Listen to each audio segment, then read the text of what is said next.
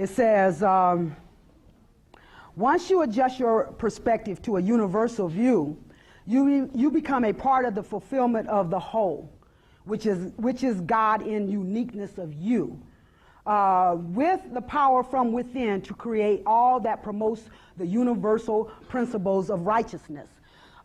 Each sign of the zodiac represents a principle of righteousness. And you have all the signs in you. Those are energies within you, okay? What you're talking about when you say, I'm a Virgo, I'm a Capricorn, you're talking about your sun sign, okay? Your sun sign. That's your focus in life. What did I come into this life to focus on? We all, when we were at a higher consciousness, we chose this life. We decided, I can accomplish this mission. You know, I can accomplish this person. So we design our own chart. In other words, when the energies were ripe for you to walk the path of the mission you chose, that's when you came into this life to demonstrate that path, you see. So what it is that, you know, and so each sign of the zodiac will, it plays a part. It's an energy makeup of you, okay? The sun represents your focus. Then we look at the, your moon. How am I emotionally? You know, you have a moon sign. How do I feel about things? You have a rising sign. What are my actions? What do I do? You know, you have a Mercury sign. How do I think? Where was Mercury sitting? What constellation? What energy was Mercury sending out? That tells you how you think. You have your Venus. How do I love? You have your Mars. How do I fight? What is my aggression? You know, and each sign of the zodiac is represented on this chart. And this chart is representative of each individual, okay? Now, it's like each energy is going to rule one of these sections, you see. And where it shows up for you is going to be totally unique and different as to how it shows up for anyone else. But what you're used to dealing with is your sun sign. That's only where your sun is demonstrating its energy.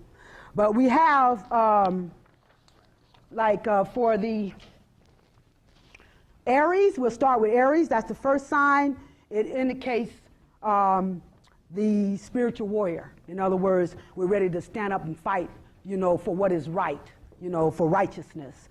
We go to Taurus, the second sign of the zodiac. We're talking values, you see. And each sign has a planet that represents it. Each sign, and they also have a house that represents it. So when we look at the first house, that's normally where Aries would be, and the energy of Mars, what we're looking at is our personal actions. Aries represents the spiritual warrior. You know, the Taurus represents what you value in life, you see, our values. Gemini is going to represent understanding. These are all the principles of righteousness that I'm talking about, that you have to demonstrate in order to be whole and full. The Cancer represents your families, your heritage, your nurturing energy. You know, your Leo represents your creativity, your children, your pleasure. This is the ruling energy. This is the identifier. You know, they talk about Leo as being the sign of the ego. This is the identifier of us as the royal rulers, the children of the universal forces, you see, the royal rulers, because Leo represents children, it represents creativity, it represents the rulers, you see. You put all those together to understand that. The Virgo energy is the healer, you know, the purger, the purifier. Let's cleanse. Then the Libra is the partnership in marriage, you know, or justice, balance, equality. Scorpio represents bonding. Sagittarius, spiritual wisdom. Capricorn, sacrifice, humbleness. You know, Aquarius is the humanitarian. And Pisces is the compassionate one, okay? Now, if you leave one of these principles out, you're aberrant. You're an aberrant entity. You're not whole, you're not full, and you're not sacred. And the only way to access the spiritual is to be full and whole and sacred. And that's why you can understand why the earth is going through this tear down, this degradation, because now it's going against the grain of the dominant force of the universe. The universe is about sacredness. It's about righteousness. It's about being whole and full and using all of these. You know, the powers that be, they are not practicing the Libra, justice. They're not practicing values. They're not practicing humbleness. And if you're leaving out one, just one, you're not whole. You're not full. You don't make the cut. You don't ascend to the higher level, you see.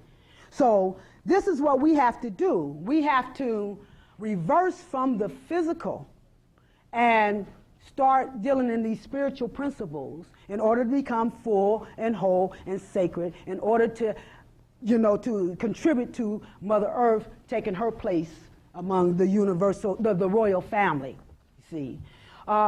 Says, once we arm ourselves with the tools necessary to tune into your spiritual self or your higher self, who will define these principles for you in your own way personally, you have to trust in the Spirit, for it will take you where you need to go. All you need to do is, at this time, is to get with the spiritual flow. Learn how to stop resisting your powers. You do have them, just as our ancestors did. The more physical we became, the more we lost these wonderful gifts. Don't forget that everything works on the principle of duality, from opposite perspectives. As above, so below, subjective as well as objective. Anything that's a physical existence has a spiritual one also, and we need to be able to see things in both light for the full meaning. I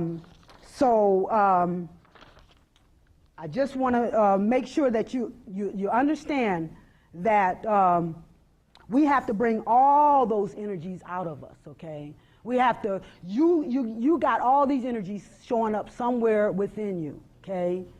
And you can access any of those energies by tapping into the area, which is identified, as you get your chart done, you can identify where those energies show up and how they show up for you. And then you'll understand how to use those energies and those powers, for your empowerment.